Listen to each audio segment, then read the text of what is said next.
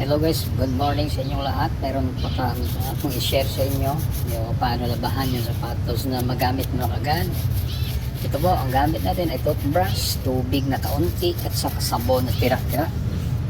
Yan guys. At yung toothbrush, binasa mo lang ng tubig at tinagyan mo ng kaunting sabon.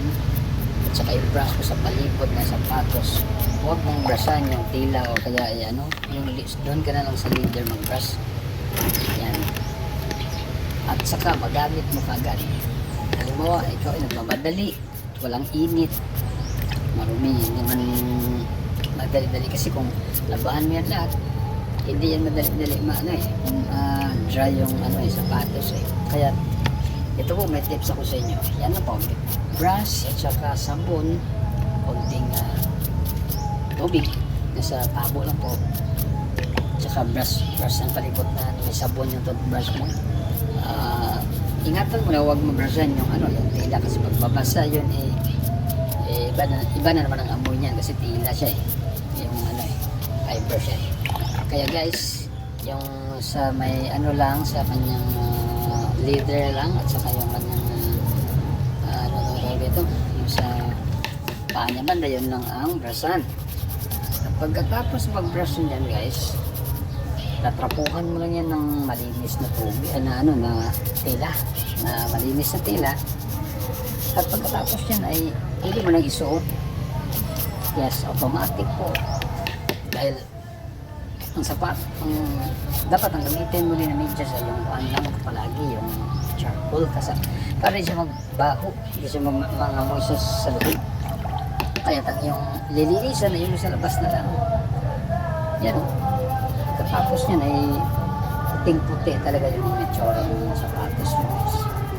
Yan ang pinakamadaling linis ng sapatos. Huwag na kailangan ilaphan talaga ang puti. Minsan pag ilaphan ng sapatos at ilagay sa initan, hindi po ang kanyang lalo saka yung lalaan mo tayo ito yung parang guma na apakan niya. Ganyan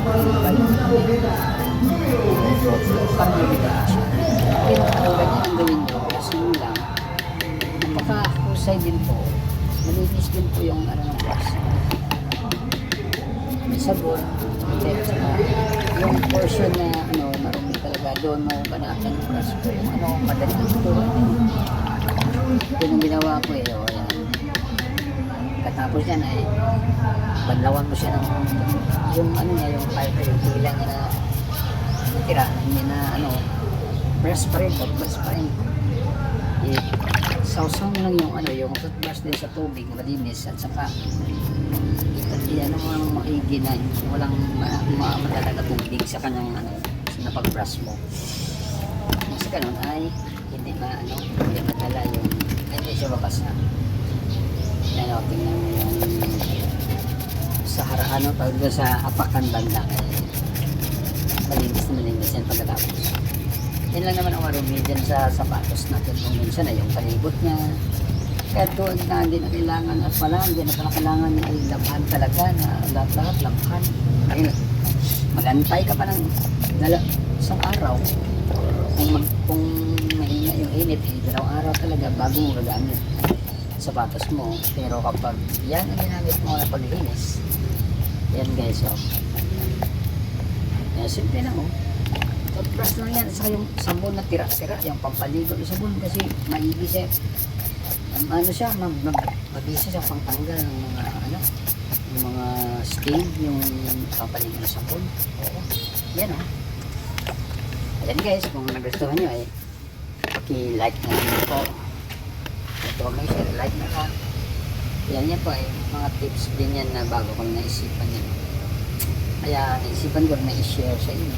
Kung nagustuhan nyo, hindi salamat.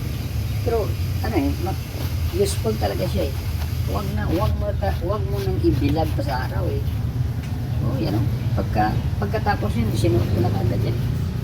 Galing ako ng walking, jogging dyan. Basketball ng kaunti. Napakarumi niyan kanina. Ayun, hindi ko wala videoan Yun guys, kapag nagustuhan nyo ang video, like na lang. Salamat po sa inyong sa inyong sa inyong panonood. Ayan, malinis po siya, oh. Hindi na kailangan ibilad sa araw. Ayan po. Gamitin nyo kagad.